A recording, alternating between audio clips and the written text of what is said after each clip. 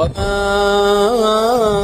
أرسلنا من قبلك إلا رجالا نوحي إليهم فاسألوا أهل الذكر إن كنتم لا تعلمون. Bismillahirrahmanirrahim. Assalamualaikum warahmatullahi wabarakatuh. Alhamdulillah dan katsiran thayyiban mubarakan fih kama yuhibbu rabbuna wa yardah. Asyhadu an la ilaha illallah wa asyhadu anna Muhammadan abduhu wa rasuluh. Amma ba'd. Pemirsa Sil TV rahimani wa rahimakumullah, dimanapun antum dan antuna berada, alhamdulillah senang sekali pada sore hari ini kembali lagi kita hadir di program Tanya Jawab seputar Ramadan. Jadi kita bersyukur kepada Allah Subhanahu wa taala, kita masih diberikan kesempatan di bulan Ramadan ini, tepatnya pada hari ini 19 Ramadan 1446 Hijriah. Kita masih bisa hadir di tengah-tengah antum dan antuna pemirsa Sil TV seluruh kaum muslimin seluruh Indonesia. Dan insya Allah kita akan memberikan sebuah tayangan ataupun program yang dimana kaum muslimin dan muslimat khususnya pemirsa Sil TV bisa melakukan tanya jawab atau memberikan pertanyaan seputar fenomena bulan Ramadan ataupun fikih-fikih atau hal-hal terkait puasa di bulan Ramadan tentunya yang akan dijawab oleh para guru kita, para asatidzah kita. Dan alhamdulillah pada sore hari yang berbahagia ini telah hadir kembali guru kita Al-Ustadz Dr. Aspri Rahman Azai MA Hafizahullahu Ta'ala. Mari kita sapa terlebih dahulu beliau. Assalamualaikum warahmatullahi wabarakatuh Ustadz. Waalaikumsalam warahmatullahi wabarakatuh. Ustadz, kaifahal Ustadz? Khair, alhamdulillah, kaifa anta? Alhamdulillah Ustadz. Hayakallah, barakallahu fiik. Hayakallah wa fiik, barakallahu Ustadz. Pemirsa Sil TV tentunya kita doakan guru kita Ustadz Aspri Hafizahullah Ta'ala. Semoga Allah memberikan taufik, semoga Allah memberikan kesehatan juga untuk pada beliau dan keluarga. Dan khususnya juga untuk antum dan antuna yang menyaksikan tayangan pada sore hari yang berbahagia ini. Insya Allah selama beberapa waktu ke depan kita akan melakukan tanya jawab dan antum ataupun antuna yang ingin berpartisipasi secara langsung atau langsung bertanya kepada Ustadz bisa melalui line telepon interaktif di nomor telepon 0811755606. Saya ulangi, di line telepon interaktif di nomor 0811755606 atau juga bisa melalui pesan singkat ataupun WA dengan nomor yang sama yang tertera di layar televisi antum dan antuna. Ataupun bagi yang menyaksikan melalui streaming media sosial, YouTube, Instagram, ataupun Facebook, dan lain-lain, bisa melalui kolom komentar ataupun DM, direct message, langsung ke akun sosial media Sil TV. Barakallahu fikum. Baik, sebelum kita memulai tanya jawab pada hari ini atau pada sore hari ini, seperti biasa kita akan minta dulu nasihat, tentunya dari guru kita, agar kita bisa lebih semangat lagi, apalagi ini menjelang 10 hari terakhir Ramadan.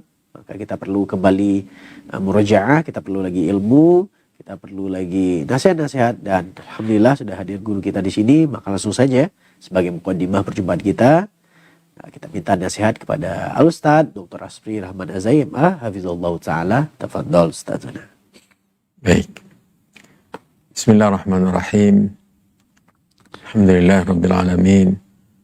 Salatu wassalamu ala ashrafil anbiya wa imamil mursalin nabiyina wa rasulina Muhammadin wa ala alihi wa ashabihi wa man tabi'ahum bi ihsanin ila yaumiddin. Amma ba'du, kaum muslimin, kaum muslimat, pemirsa TV Al-Asil yang semoga senantiasa dirahmati dan dimuliakan oleh Allah Subhanahu wa taala. Alhamdulillah, begitu banyak nikmat, karunia dan rahmat Allah Subhanahu wa ta'ala yang selalu diberikan kepada kita. Pada kesempatan ini kita sudah diambang pintu memasuki 10 terakhir Ramadan. Kita berada di hari yang ke-19 dan malam hari ini insyaAllah malam yang ke-20. Maka ini merupakan kesempatan yang besar yang Allah berikan kepada kita semua. Sebenarnya banyak hal-hal yang perlu kita jadikan bahan renungan, pelajaran, ibrah dalam kehidupan ini, terutama dalam momentum Ramadan yang sangat begitu cepat berlalu. Kita rasa seakan-akan hanya beberapa hari yang lalu kita memasuki Ramadan dan sekarang kita sudah akan memasuki 10 terakhir darinya. Menunjukkan bahwa kesibukan dengan ketaatan kepada Allah, dengan takwa, ini menjadikan begitu cepat rasa waktu berlalu, dan memang waktu ini sangat cepat berlalunya.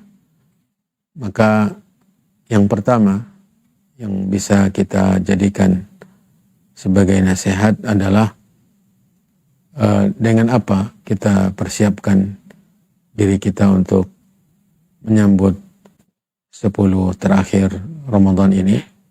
Yang pertama, kembali mengintrospeksi hati kita, niat kita. Karena semua bermula dari niat. Semua bersandar kepada apa yang ada di dalam hati kita. Innamal a'malu binniyat. Sesungguhnya amalan itu berdasarkan niat. Bila niatnya benar, maka tentu amalan akan dilakukan dengan sebaik-baiknya. Bila tidak, tentu susah. Bila niatnya tidak benar atau niatnya tidak lurus, maka susah untuk melakukan sebuah ketaatan. Akan begitu cepat kejenuhan, kebosanan kita untuk melakukannya.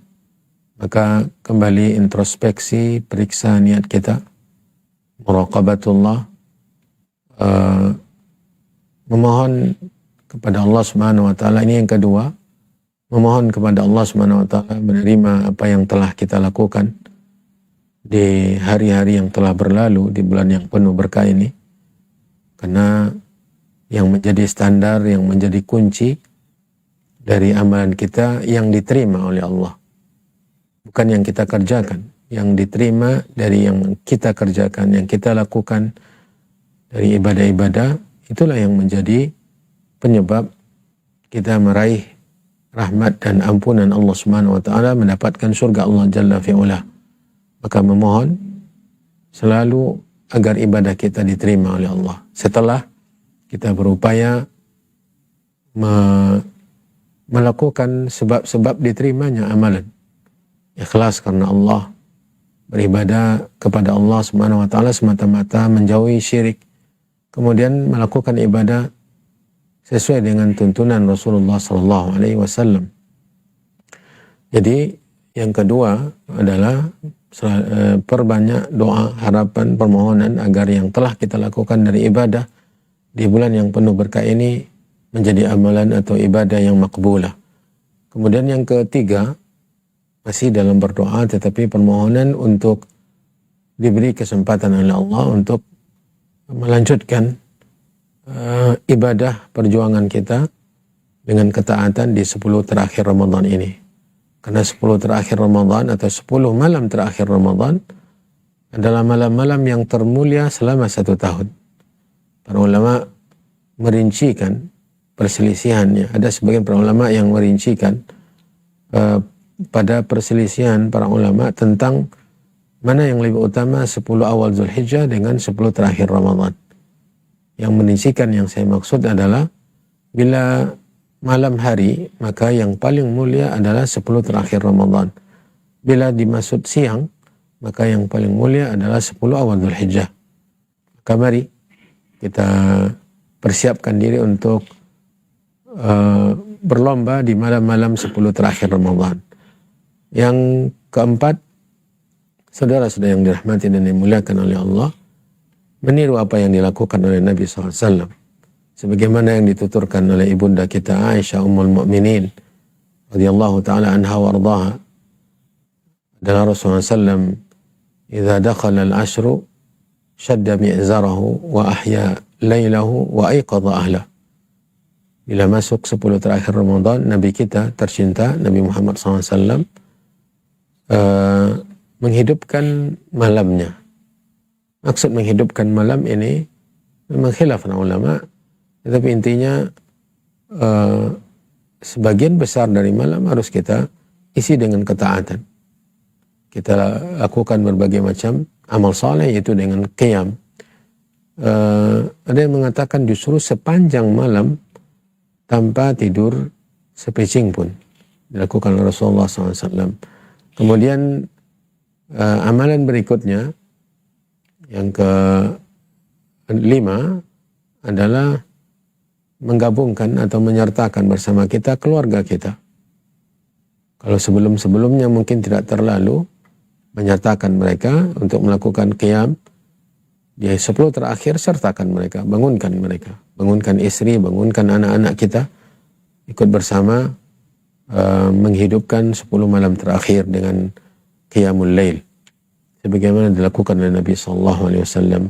Kemudian menjauhi istri, syadda mi'zarahu, kata sebagian para ulama adalah meninggalkan berhubungan intim dengan istrinya sallallahu alaihi wasallam radhiyallahu taala an azwajih. Kemudian yang terakhir, dan banyak hal-hal yang perlu dilakukan, tapi dalam kesempatan yang terbatas ini kita mengingatkan untuk memperbanyak lafaz doa yang diajarkan oleh Nabi SAW. Allahumma innaka afuwun tuhibbul afwa fa'fu anni. Allahumma innaka afuwun tuhibbul afwa fa'fu anni. Ya Allah, sungguhnya engkau zat yang maha pemaaf, mencintai sifat pemaaf atau orang yang suka memaafkan, dan berilah kami maafmu ya Allah. Ini doa yang diajarkan Nabi SAW untuk memperoleh keutamaan Lailatul Qadar. Semoga Allah SWT memudahkan kita untuk terus melakukan perjuangan, perlombaan untuk meraih ampunan, rahmat dan kasih sayang Allah, pembebasan dari api neraka Jahannam dalam 10 malam terakhir Ramadan tahun ini. Semoga Allah menerima apa yang telah kita lakukan dan mengampuni dosa-dosa kita, membebaskan kita dari api nerakanya. Wallahu ta'ala a'lam, wa sallallahu wa sallam wa baraka wa an'am ala nabiyyina wa rasulina Muhammadin wa ala alihi wa ashabihi wa man tabi'ahum bi ihsanin ila yaumiddin. Barakallahu fiik, jazakallah khair Ustaz atas nasihatnya di mukadimah ini. Tentunya ini sangat bermanfaat sekali buat kita semua pemirsa Hasil TV rahimani wa rahimakumullah yang menyaksikan langsung melalui layar kaca antum Antuna, baik juga yang menyaksikan melalui streaming media sosial di handphone ataupun smartphone antum Antuna. Baik, alhamdulillah, tentunya semoga kita semua dapat mengamalkan nasihat-nasihat yang Ustaz berikan dan juga menjadi pengingat selalu, reminder khususnya di menjelang 10 hari terakhir Ramadan ini, seperti yang disampaikan oleh guru kita Al-Ustaz Dr. Asbri Rahman Az-Zaim Hafizullah Ta'ala. Baik, izin Ustaz, sudah ada penelpon yang masuk. Izin kita jawab. Halo, Assalamualaikum. Assalamualaikum, waalaikumsalam warahmatullah. Baik, Bapak izin, dengan siapa dan di mana Bapak? Saya Taslim dari Bandung. Pak Taslim? Saya Taslim, ya. Baik, Pak Taslim di Bandung, silakan pertanyaannya kepada Ustaz. Barakallahu fiik Ustaz. Fiik wa Ustaz, ini berkaitan dengan Lailatul Qadar Ustaz. Berkaitan dengan itikaf maksud saya. Itikaf, apakah itikaf itu dimulainya di malam 20 atau di malam 21? Ustaz? 10 hari terakhirnya itu dihitungnya dari malam 20 atau malam 21? Ya. Ya, terima kasih Ustaz. Ya. Jazakallah khair. Ya. Assalamualaikum warahmatullahi wabarakatuh. Waalaikumsalam warahmatullahi wabarakatuh. Bapak Taslim dari Bandung ya. Ya, 10 terakhir atau 10 malam terakhir, maksudnya tentu masuk dengan hari yang ke-20 dan malamnya malam yang ke-21. Berarti kalau sekarang kita di hari yang ke-19, besok hari yang malam nanti ini malam ke-20, dan besoknya hari 20, dan besok malam itu yang malam 21. Nah, malam itulah malam pertama dari 10 terakhir Ramadan. Malam yang pertama. Jadi masuknya adalah di malam yang ke-21 yang puasa yang ke-20.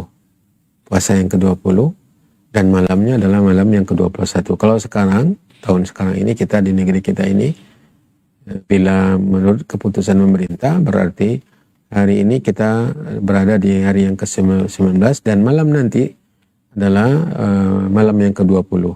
Besok 20 dan berarti besok malam sudah mulai masuk malam yang ke-21.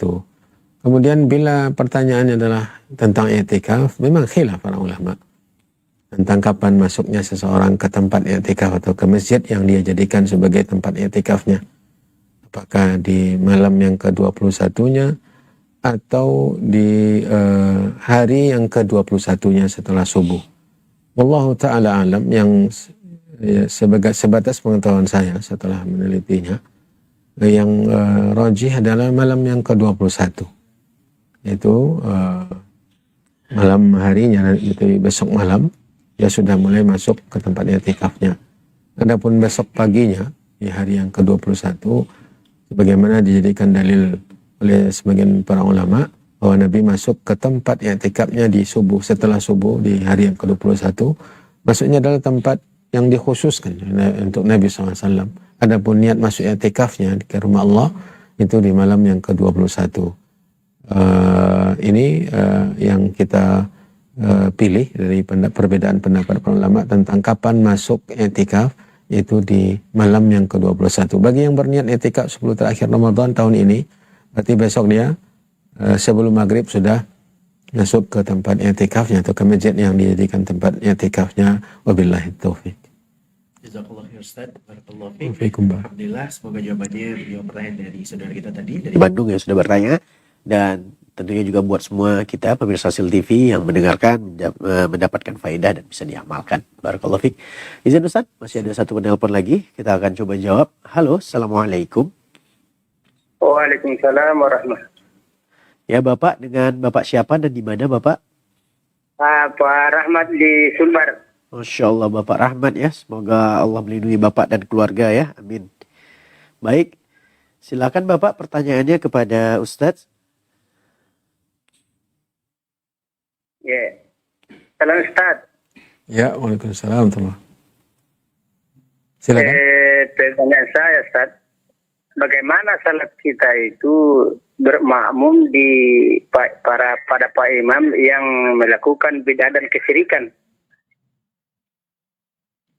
Ada lagi Pak pertanyaannya? Halo? Halo? Baik Ustaz, ya. Itu saja. Assalamualaikum. Waalaikumsalam. Itu saja pertanyaannya. Siap, Ustaz. Ya, terima kasih Pak Rahmat. Pak Rahmat. Masya Allah. Pak Rahmat di Sumbar ya. Pak Rahmat Al-Fatih dengan Pak Rahmat di Sumbar. Masya Allah. Terima kasih atas pertanyaannya. Memang kesyirikan merupakan dosa yang sangat besar. Bahkan dosa yang terbesar. Inna syirka la zulmun azim. Kata melalui lisan Luqman.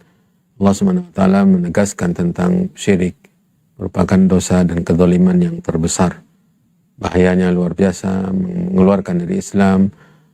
Pelakunya bila tidak bertaubat, maka kekal di neraka dan tidak akan masuk surga sebagaimana diancamkan oleh Allah SWT.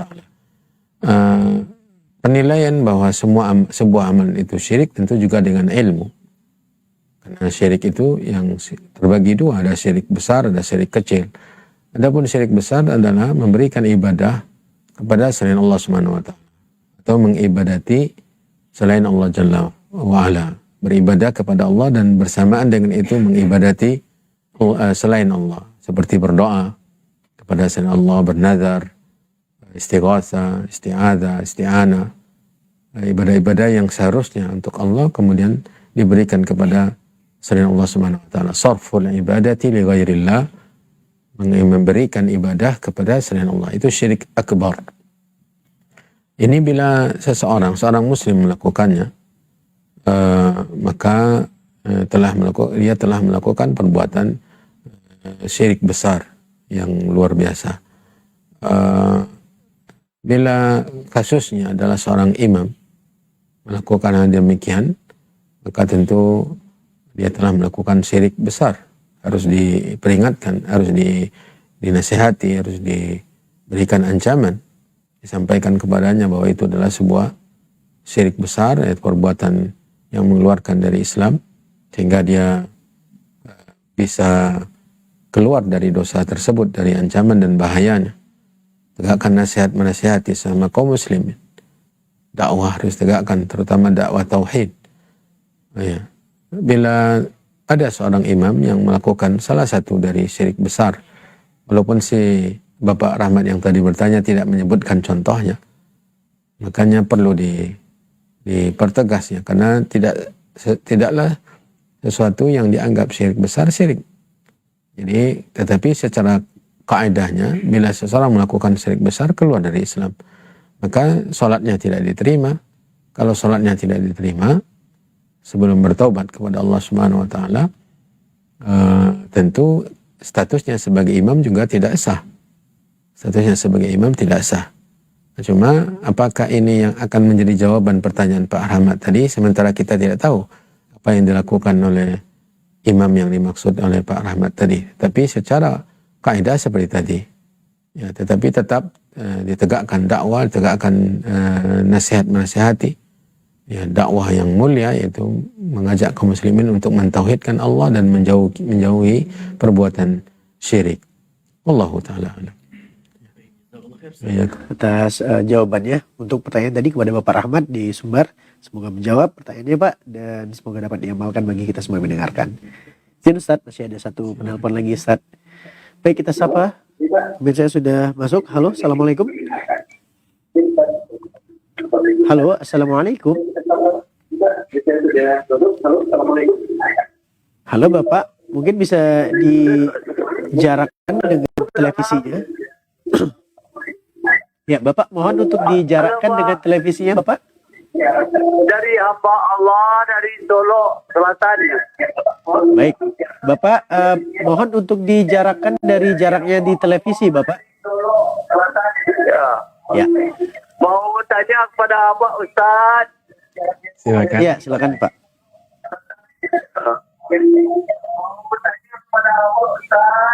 Tentang salat sunat fajar, apakah sebelum subuh atau sebelum azan atau sesudah azan? Ya, ditunggu jawabannya. Cuma sekian Pak. Ya. Assalamualaikum warahmatullahi wabarakatuh. Salat sunat fajar, salat sunat fajar atau rakaat al-fajr dalam lafaz hadisnya, maksudnya adalah salat qabliyah subuh. Maksudnya adalah salat qabliyah subuh, yaitu salat yang dilakukan setelah azan subuh sebelum melakukan salat fardu subuh. Nabi SAW menjelaskan keutamaan 2 rakaat sebelum subuh ini yang dikenal dengan 2 salat sunat fajar. Rakaata al-fajri khairun minad dunya wa ma fiha. 2 rakaat fajar lebih baik daripada dunia dan apa-apa yang ada di dalamnya.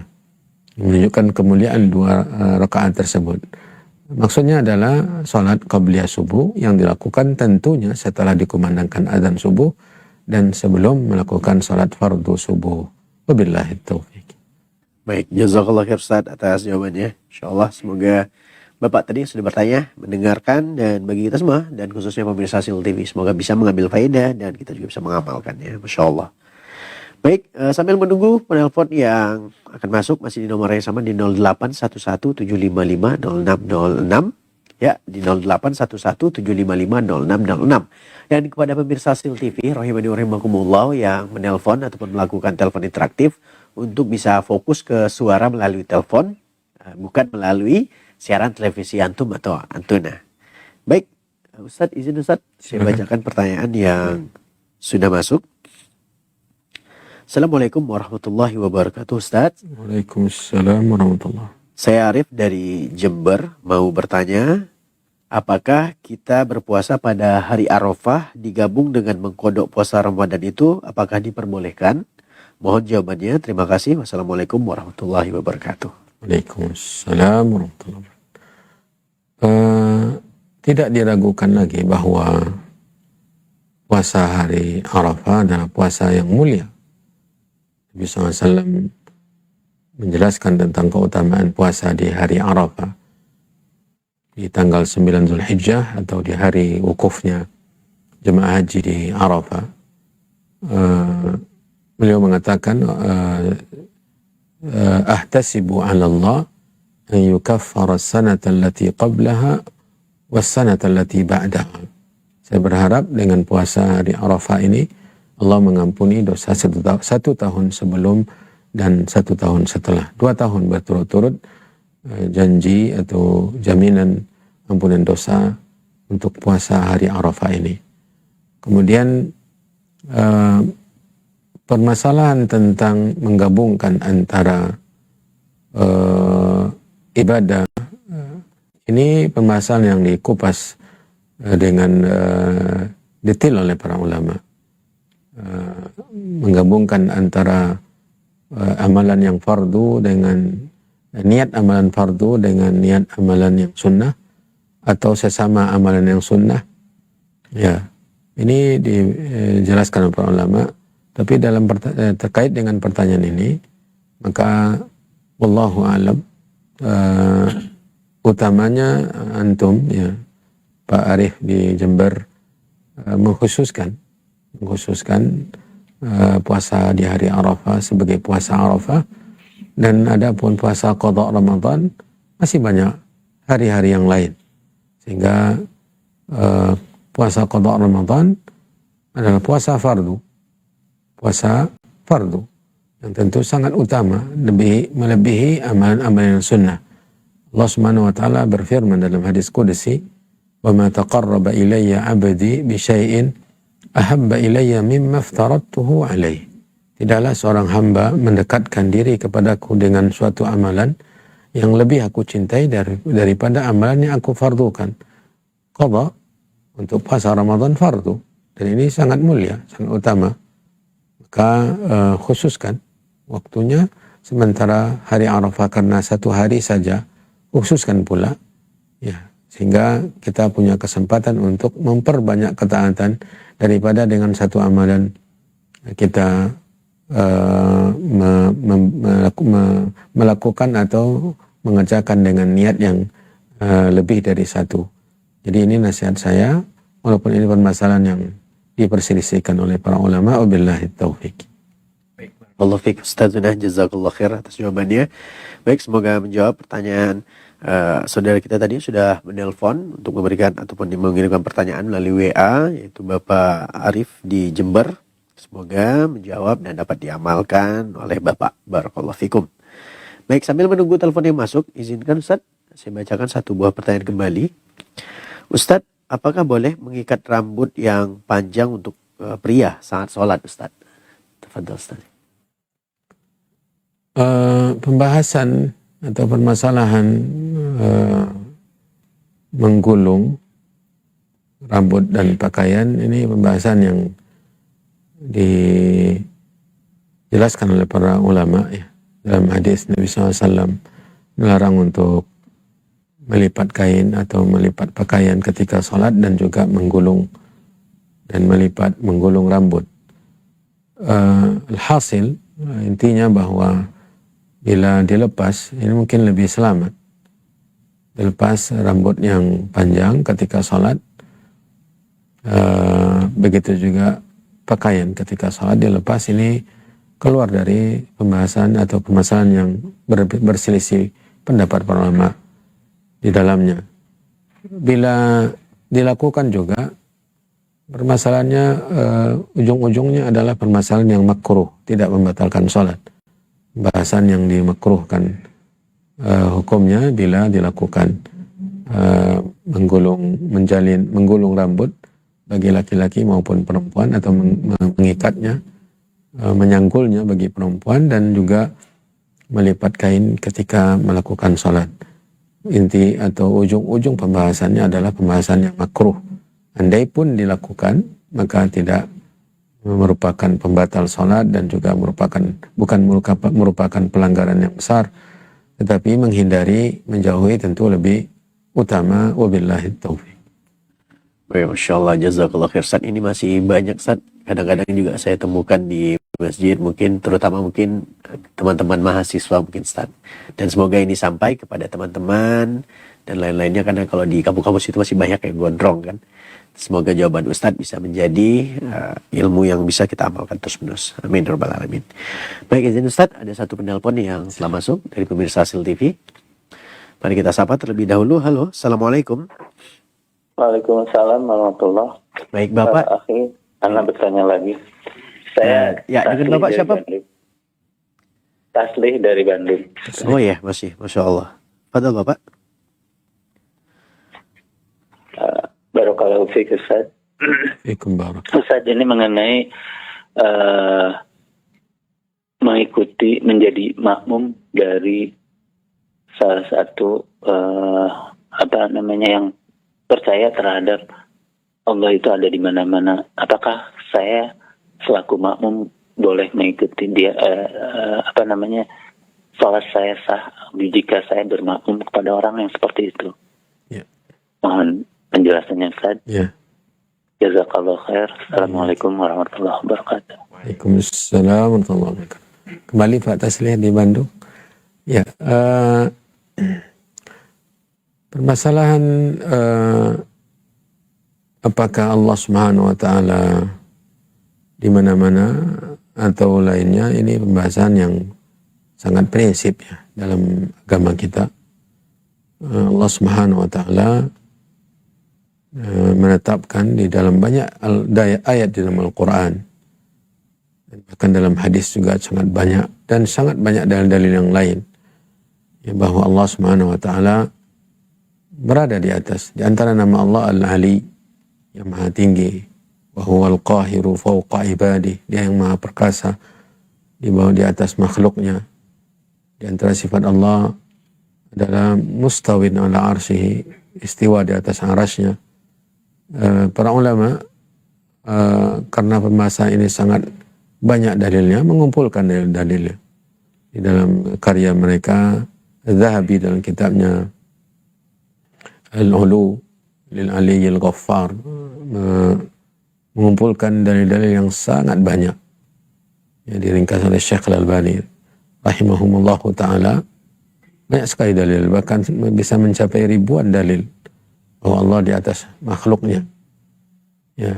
Adapun keyakinan Allah di mana-mana ini adalah keyakinan yang tidak didukung oleh dalil yang pertama yang benar, yang kedua yang benar pemahamannya. Ya, yang benar, dalil yang benar baik dari Al-Qur'an maupun yang dari Sunnah tidak ada menetapkan, atau yang benar pemahamannya. Yang salah tidak ada didukung oleh dalil yang benar pemahamannya. Meskipun dalilnya dari Al-Qur'an, tapi istidlalnya bukan itu. Seperti firman Allah Subhanahu wa taala, wa huwa ma'akum aina ma kuntum. Dan dia bersama kamu dimanapun kamu berada. Ini bukan dalil bahwa Allah di mana-mana. Karena redaksi ayat ini menjelaskan bahwa Allah diawali dia mengetahui, ya'lamu ma yaliju fil ardi wa ma yakhruju minha wa ma yanzilu minas sama'i wa ma ya'ruju fiha. Allah mengetahui apa yang naik ke langit, yang turun dari langit, mengetahui apa yang keluar dari bumi dan masuk ke dalam perut bumi. Allah mengetahui semua. Lalu di situ Allah telah mengatakan, dan dia bersamamu dimanapun engkau berada. Jadi redaksinya tentang ilmu. Jadi kebersamaan yang dimaksud di sini adalah ma'iyyatul ilmi, kebersamaan Allah dengan hamba-hambanya dengan ilmunya yang maha luas. Tidak ada yang tidak diketahui oleh Allah. Wa huwa bikulli syai'in alim. Dan dia dengan segala sesuatu maha mengetahui. Ya'lamu ma kana wa ma yakun. Yang mengetahui apa yang telah terjadi dan apa yang akan terjadi, subhanahu wa ta'ala. Wa ma lam yakun law kana kaifa yakunu. Dan bahkan yang tidak terjadi, bila andai kata terjadi juga Allah mengetahui. Jadi yang dimaksud dengan kebersamaan ini adalah kebersamaan Allah dengan makhluknya, dengan ilmunya, dengan pendengarannya, dengan penglihatannya. Bukan kebersamaan zat. Adapun zat, dalil-dalil yang banyak menetapkan Allah di atas makhluknya. Maka di antara nama Allah Al-Ali, ya, Al-Ali. Bila ada kaum muslimin yang berkeyakinan demikian dengan subuhat-subuhat yang ada, Karena memang banyak sekali syubhat yang mengatakan ya, yang mendukung ya, pemahaman ini, lalu dia menjadi imam dalam salat. Wallahu a'lam. Salatnya tetap sah karena banyaknya syubhat. Ya, kecuali bila dia sudah ditegakkan hujah, sudah dipaparkan adillah dan argumentasi yang kuat sehingga dia tetap kekeh mempertahankan keyakinan tersebut, mungkin dihindari untuk salat di belakangnya, karena keyakinan bahwa Allah di mana-mana ini keyakinan yang merendahkan Allah Subhanahu wa taala. Allah Subhanahu wa taala berada di segala tempat, di tempat-tempat yang tidak layak manusia beradanya, makhluk. Lalu Allah dikatakan berada di sana.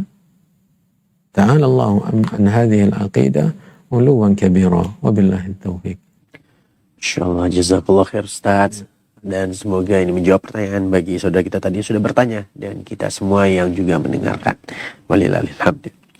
Baik, masih menunggu telepon dari pemirsa Hasil TV di nomor sama yang tertera di layar televisi antum ataupun antuna, maupun yang juga masih mengirimkan pesan melalui WA. Ustadz, izin saya bacakan pertanyaan selanjutnya, Ustadz. Bismillah. Assalamualaikum warahmatullahi wabarakatuh, Ustadz. Ustadz, izin bertanya bagaimana hukum mengenai kunut pada sholat witir di 15 hari terakhir di bulan Ramadan. Barakallahu fikum. Kunut adalah berdoa yang dilakukan di dalam salat. Ya, kunut maksudnya adalah berdoa yang dibaca doa tersebut di dalam salat. Para ulama ketika meneliti dalil-dalil hadis-hadis tentang kunut ini, mereka membagi kunutnya Nabi SAW kepada beberapa macam. Yang pertama adalah kunut witir.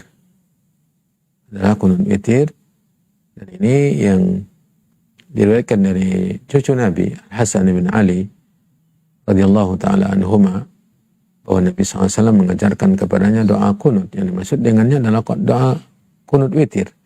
Maksud doa kunut witir adalah doa kunut yang dibaca di salat witir. Bila salat witir, maka dibacalah doa tersebut. Dan bunyi doanya diajarkan oleh Nabi SAW. Allahumma hdina fi man hadait. Allahumma hdini fi man hadait. Wa afini fi man afait. Wa afini fi man afait.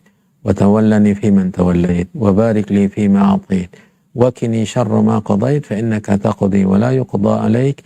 Fa innahu la yadhillu man walait. Wa la ya'izzu man adait. Tabarakta Rabbana wa ta'ala. Ini lafaz doa kunut witir yang diajarkan oleh Nabi SAW kepada cucunya Hasan bin Ali radhiyallahu ta'ala anhuma. Ini baca di kunut witir. Ya. Kemudian yang kedua kunut nazilah, kunut yang disebabkan dibaca dalam salat, doa disebabkan oleh bencana, musibah, petaka yang menimpa, seperti yang dilakukan Nabi SAW. Nah, ini dilakukan di setiap salat 5 waktu. Ya. Dalam riwayat Muslim dan juga dalam Sunan Nasa'i dan yang lainnya diriwayatkan bahwa Nabi SAW melakukan di salat maghrib, di salat isya, zuhur, ya, dan salat-salat yang lain. Nah, ini yang ditegaskan oleh dalil tentang kunut-kunut Nabi. Adapun kunut subuh ini khilaf para ulama. Apakah ada kunut subuh saja atau dia adalah termasuk kunut nazilah yang dilakukan Nabi SAW? Ya, ini permasalahan khilafiyah. Balik kita ke pertanyaan, berarti kunut di salat witir disyariatkan. Ya, kapan? Ya, tentu di setiap salat, di salat witir, karena namanya kunut witir. Kapan?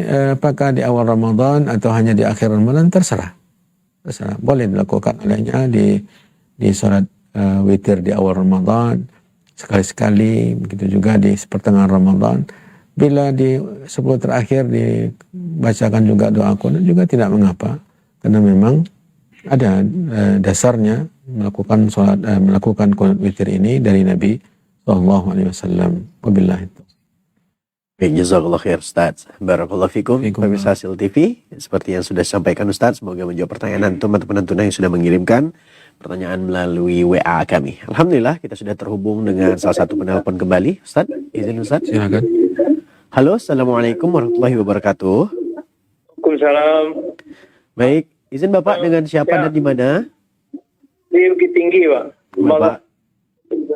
Baik, silakan Bapak yang ada di Bukit Tinggi untuk pertanyaannya kepada Ustadz. Ya. Baik, silakan Bapak untuk fokus suara melalui telepon saja, Pak, bukan melalui televisi. Silakan. Ya. Ya, silakan Bapak pertanyaannya. Waalaikumsalam warahmatullahi wabarakatuh. Silakan, Bu.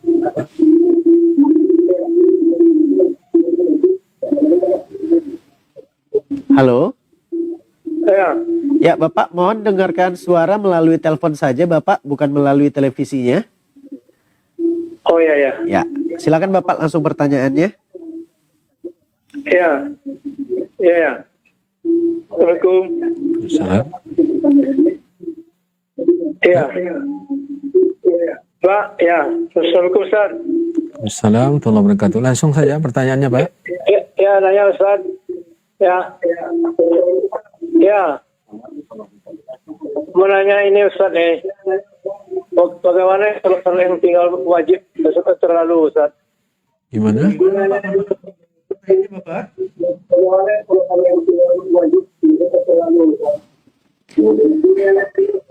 Halo, Bapak. Yang tinggal yang terlalu itu bagaimana cara Ustaz Ya. menggantinya gitu? Ya, ditunggu jawabannya. Baik, terima kasih Bapak. Jazakallah khair. Ya, Assalamualaikum. Assalamualaikum warahmatullahi wabarakatuh. Ya.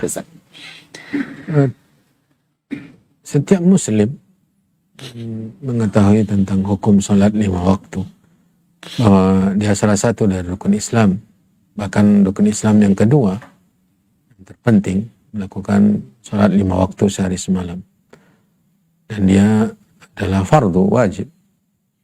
Ya, meninggalkannya dosa besar, bahkan yang melalaikannya juga merupakan dosa besar.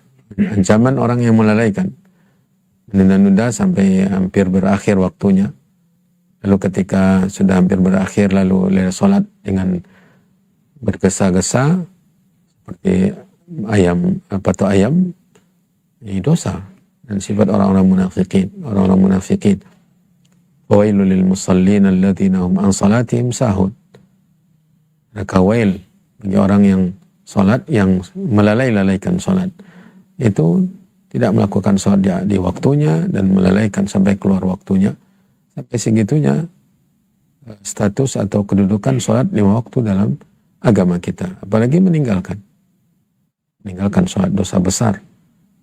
Bahkan diancam yang tidak menjaganya, tidak lam yakun lahu nurun wa burhan, tidak ada cahaya, tidak ada bukti keimanan, dan tidak ada keselamatan, bahkan dikumpulkan bersama Fir'aun, Qarun, Haman, waliyadu billah, di akhirat kelak.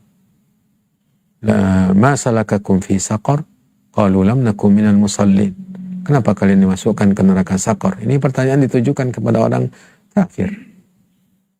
Mereka juga disiksa karena tidak mengerjakan sholat. Jadi sholat fardu. Bila seorang muslim meninggalkan sholat kemudian dia berubah, ya, bertaubat, maka taubatnya bila benar, maka taubat itu penghapus dosa-dosa sebelumnya. Wa ma yudrika anna at-taubata tajubbu ma qablaha wa anna al-islam yajubbu ma qablahu. Hadis Amr bin Al-As radhiyallahu taala an dibawakan oleh para ulama.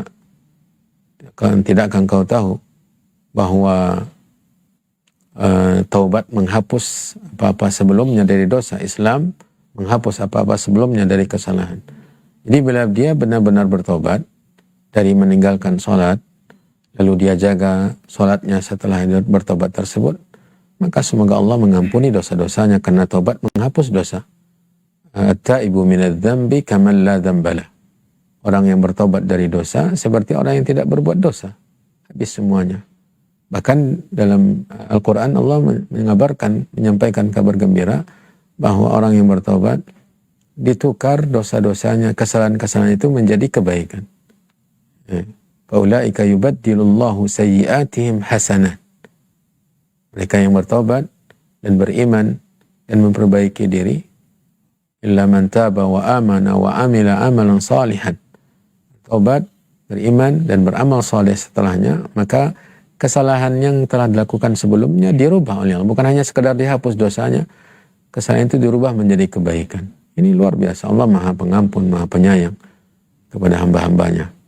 Jadi bila dahulu-dahulunya tidak mengerjakan sholat atau meninggalkan sholat lalu dia bertobat, semoga Allah mengampuni dosa meninggalkan sholatnya. Bila benar taubatnya, kemudian dia mungkin merasa tidak ada rasa aman, tidak nyaman, lalu dia ingin mengqadha'nya, ya tidak masalah. Ya, bila dia tahu berapa sholat yang ditinggalkannya lalu dia qadha' agar semakin tenang hatinya dengan taubat tersebut, nggak apa-apa. Tetapi cukup sebenarnya dengan taubat untuk menghapus dosa sebelumnya. Cuma yang dia nasihatkan adalah memperbanyak sholat sunat, melakukan sholat sunat. Wabillahi taufiq. Jazakallah khair Ustaz atas jawabannya, dan tentunya untuk pemirsa Sil TV yang sudah bertanya maupun bagi kita semua yang sudah mendengarkan, semoga mendapatkan faedah dan bisa kita amalkan. Baik Ustaz, izin satu penelpon lagi, insyaallah sudah masuk. Halo, Assalamualaikum. Halo, Waalaikumsalam. Baik Bapak, dengan siapa dan di mana Bapak? Dengan nama Allah. Ya, ya. Di Aceh, Masya Allah. Silakan Bapak untuk pertanyaannya kepada Ustaz. Assalamualaikum Pak. Waalaikumsalam warahmatullahi. Saya ada membaca satu ayat di Al-Quran. Saya baca satu ayat di Al-Quran. Tapi saya nggak ingat di ayat apa. Itu lebih kurang artinya yang bertobat itu adalah orang yang melakukan kesalahan yang dia tidak tahu itu salah. Dan dia tahu dan itu baru bisa bertobat. Tapi kalau dia tahu itu salah, dia lakukan, maka itu tidak boleh bertobat. Bagaimana pencerahannya Ustaz? Apa benar kayak gitu? Baik. Terima kasih Bapak atas pertanyaannya. Insyaallah ditunggu jawabannya dari Ustaz. Assalamualaikum. Waalaikumsalam warahmatullahi wabarakatuh. Ayat yang Bapak maksud adalah di surat An-Nisa ayat 17 ya. Di surat An-Nisa ayat 17. Allah berfirman, "Innamat taubatu 'ala Allahi lilladzina ya'maluna as-su'a bijahalah, thumma yatubuna min qaribin faulaika yatubullahu 'alaihim wa kana Allahu 'aliman hakima." Artinya, sesungguhnya bertaubat kepada Allah itu hanya pantas bagi orang yang melakukan kejahatan karena tidak mengerti, kemudian segera bertaubat. Taubat mereka itulah yang diterima Allah. Allah Maha Mengetahui, Maha Bijaksana. Mungkin itu yang dipahami tadi oleh Bapak, tetapi tidak ada cara kecuali kita kembali kepada tafsir para ulama. Ya. Syekh Sa'di rahimahullahu ta'ala mengatakan taubatullah ala ibadihi naw'ani. Taubat Allah terhadap hambanya ada dua macam. Taufiqun minhu lit-taubah. Allah memberikan seseorang itu taufik untuk ada kemauan bertobat. Itu yang dimaksud Allah mentaubatkan dia, yaitu memberikan dia taufik untuk ada ketertarikan untuk melakukan taubat. Ada penyesalan dalam hatinya, kemudian ingin berbaik untuk memperbaiki diri. Ini semua taufik dari Allah. Ini dimaksud dengan Allah memberi seseorang taubat, yaitu memberikan dia pintu atau membukakan kesempatan keberanian untuk bertobat. Kemudian wa qabulun laha ba'da wujudiha minal abdi. Yang kedua, diterima. Jadi Allah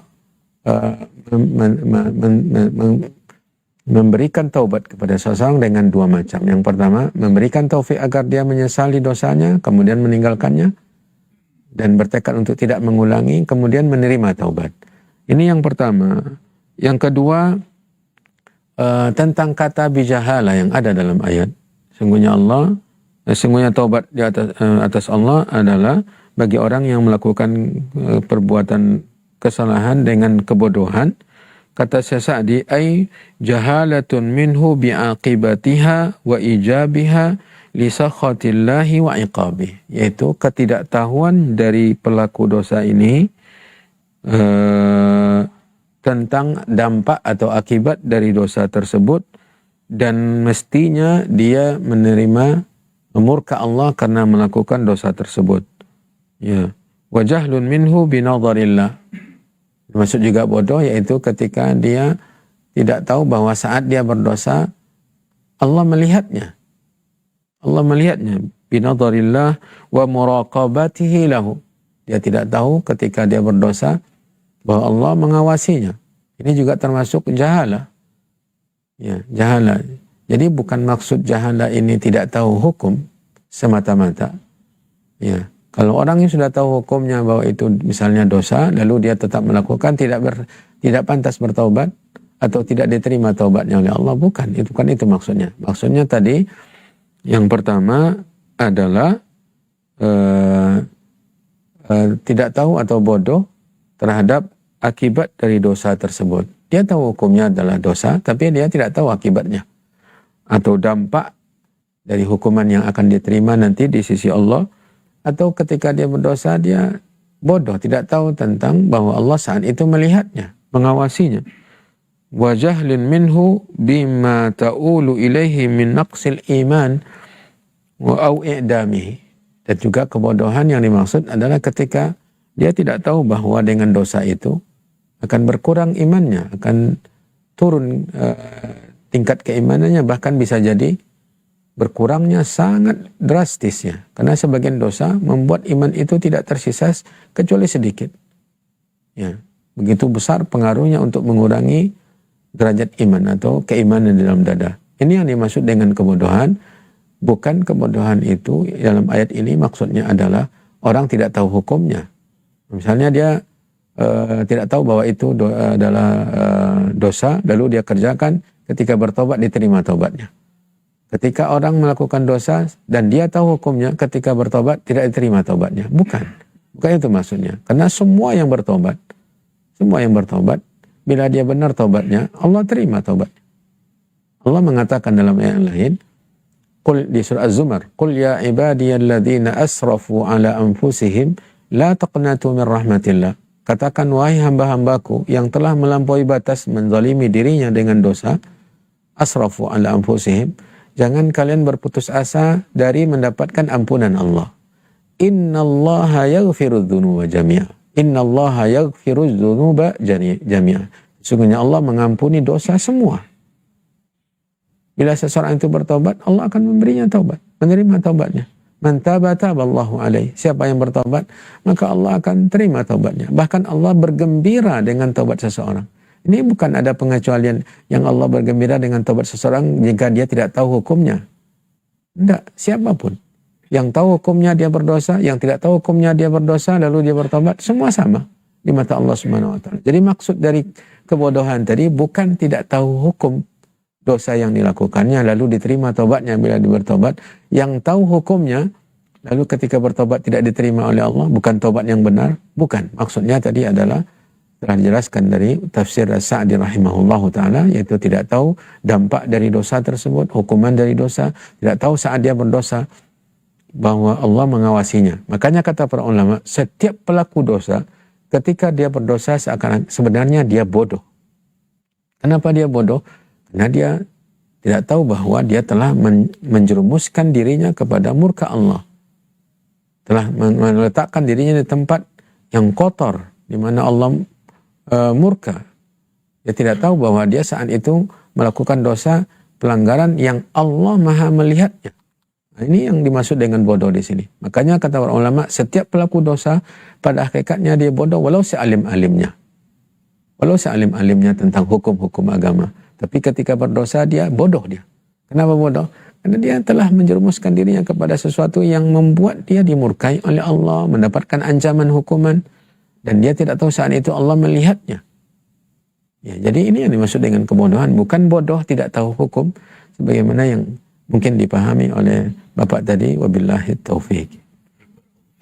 Jazakallah khair Ustaz. Masya Allah, sungguh panjang penjelasannya dan lengkap. Semoga ini menjawab pertanyaan pada saudara kita sudah bertanya, dan tentunya bagi kita sangat-sangat bisa mengambil faedah dari ini, dan insya Allah semoga bisa kita terapkan. Amin Allahumma amin.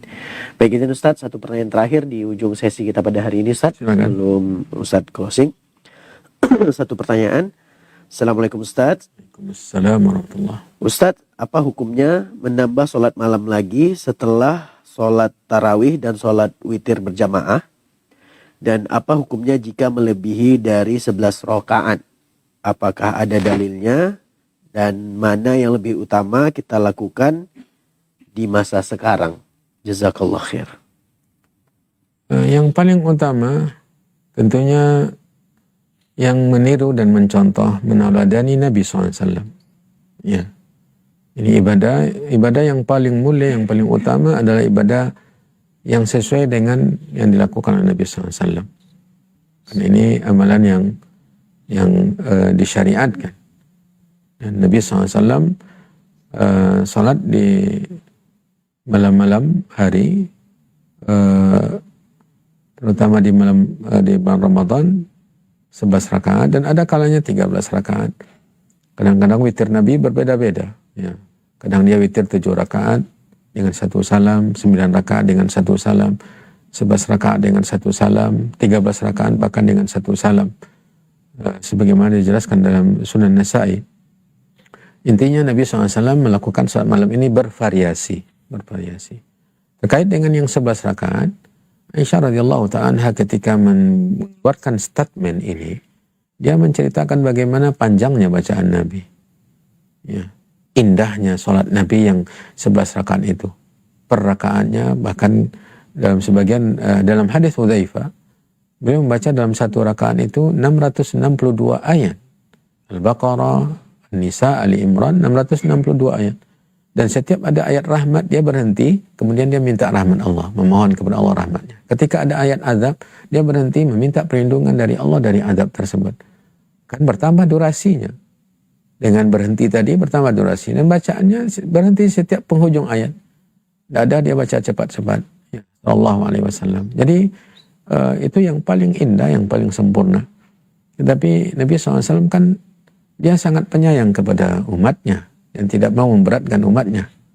Makanya Nabi SAW mensyariatkan syariat yang sempurna. Nabi SAW mengatakan barang siapa yang mampu untuk sholat witir di ujung malam, silakan. Ujung malam. Yang tidak mampu sholat witir di ujung malam, silakan sholat di awal malam. Diberi kesempatan yang luas oleh Nabi agar kita bisa melakukan sesuai dengan kemampuan kita. Sesuai dengan kemampuan kita. Terkait dengan sholat tarawih ini sajalah berjamaah. Nabi SAW setelah 3 malam sholat, malam 21, malam 23, malam 25, malam 21, malam 23, malam 27 atau 25 saya ragu. 3 malam berturut-turut Nabi sholat bersama sahabatnya. Luar biasa panjangnya. Malam pertama seperti hampir separuh malam, malam kedua separuh malam, malam ketiga hampir khawatir para sahabat tidak sempat mereka sahur, saking lamanya Nabi sholat malam bersama para sahabatnya. Ini yang luar biasa, ini yang sempurna. Tapi Nabi juga sangat menyayangi kita. Ketika 3 malam berturut-turut sholat bersama para sahabatnya, di malam keempat Nabi tidak keluar. Kenapa dia tidak keluar? Dia khawatir, andai dia keluar malam itu, dia khawatir diwajibkan oleh Allah. Ketika diwajibkan sholat berjamaah, sholat malam berjamaah, maka kita tidak akan mampu melakukannya. Ini yang selalu ditekankan oleh Nabi SAW. Balik kita ke pertanyaan tadi. Kita jawab tadi pertanyaan kedua ya. Mana yang paling utama? Yang paling pertama sesuai dengan jumlah yang dilakukan Nabi, dengan cara yang dilakukan Nabi, ini yang paling utama. Tapi kalau kita tidak mampu dengan cara yang begitu panjang bacaannya, sebagaimana ditegaskan oleh Ibnu Hajar di kitabnya Fathul Bari, setelah menjelaskan perbedaan pendapat ulama tentang rakaat salat ini, ia mengatakan yang mungkin disesuaikan dengan kemampuan kita. Yang tidak mampu membaca panjang, maka dianjurkan untuk memperbanyak jumlah rakaatnya. Karena bagaimana dia dapat bagian banyak sholat di malam hari, baik itu dengan bacaan atau dengan jumlah rakaatnya. Dan didasarkan juga hadis Nabi, salatul laili masna masna, idza khashiya ahadukum as-subha falyusalli raka'atan wahidatan tutiru lahu ma qad shalla. Barang siapa salat malam itu 2 rakaat, jika khawatir masuk subuh maka tutup dengan 1 rakaat saja. Menunjukkan sangat panjang, sangat banyak rakaatnya sampai begitu dikhawatirkan masuk waktu subuh. Jadi tidak ada ketentuan jumlah rakaat dari hadis ini. Jadi sesuaikan dengan kemampuan. Yang sekarang kalau misalnya seseorang salat dengan 11 rakaat, bacaannya misalnya lebih panjang dari biasa, setengah juz, 1/4 juz, atau bahkan 1 juz. Pilih mana yang mampu, ikut sangat mereka. Yang penting dia benar-benar tenang, nyaman, merasakan kenikmatan dalam beribadah, khusyuk, sesuai dengan tuntunan Nabi SAW, tidak ada tambahan-tambahan yang lain. Ini yang luar biasa. Jadi jangan memaksa-maksakan atau jangan berupaya untuk membuat sesuatu yang tidak disyariatkan. Pertanyaan yang pertama tadi yaitu boleh tidak menambah kalau sudah selesai? Kalau memang kita terbangun dari malam hari lalu kita tetap ingin menghidupkan menambah sholat, tidak apa-apa. Tapi menjadikan rutinitas saya rasa tidak utama ya.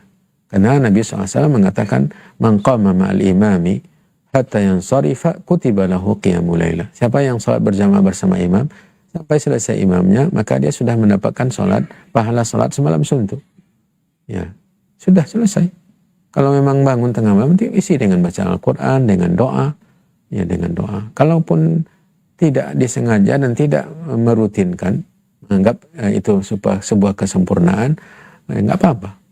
Tapi kalau merutinkan, maka sehingga menganggap agar lebih apa lagi, lalu dirutinkan, dan itu tuntunannya, ini saya rasa lebih baik meninggalkannya agar kita tidak mensunahkan sesuatu yang tidak disunahkan oleh Nabi SAW. Wabillahi taufiq.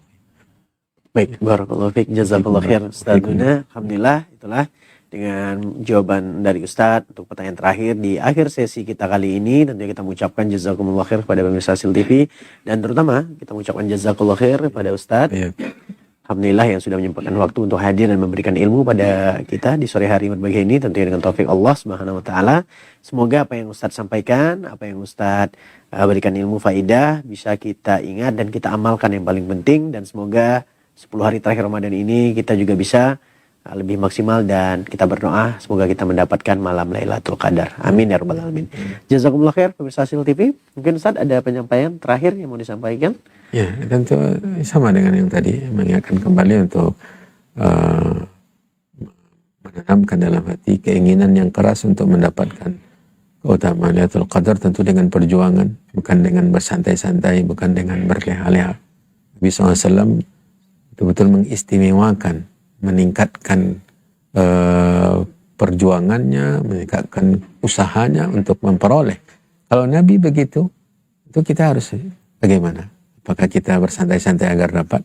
Nabi saja yang luar biasa, dia berusaha menghidupkan sepanjang malam, menyertakan keluarga, bahkan meninggalkan berhubungan intim dengan istrinya demi berlomba-lomba, berjuang semaksimal mungkin untuk mendapatkan Lailatul Qadar. Dan beliau juga menyuruh kita untuk mencari, taharruha, carilah oleh kalian. Ini yang luar biasa, malam yang lebih baik daripada 1000 bulan. Semoga Allah SWT memudahkan. Semoga Allah berikan kita semua taufik. Semoga Allah SWT berikan kita bimbingan, berikan kita kekuatan, berikan kita tuntunannya, dan semoga Allah memberikan kita keutamaan Lailatul Qadar. Wallahu ta'ala waliyut taufiq, wa sallallahu wasallam wa baraka wa an'am ala nabiyyina wa rasulina Muhammadin wa ala alihi wa ashabihi wa man tabi'ahum bi ihsanin ila yaumiddin. Jazakallah khair Ustazi. Semoga Ustaz dalam keadaan sehat selalu Ustaz sampai akhir Ramadan dan seterusnya. Amin rabbal alamin. Dan juga untuk seluruh pemirsa Sil TV, semoga Allah menjaga kita, dan sampai ketemu di episode ataupun pertemuan selanjutnya insyaallah taala. Kami tutup perjumpaan kita pada sore hari ini dengan doa kafaratul majlis. Subhanakallahumma wa bihamdika asyhadu an la ilaha illa anta astaghfiruka wa atubu ilaik. Wassalamualaikum warahmatullahi wabarakatuh. وما أرسلنا من قبلك إلا رجالا نوحي إليهم فاسألوا أهل الذكر إن كنتم لا تعلمون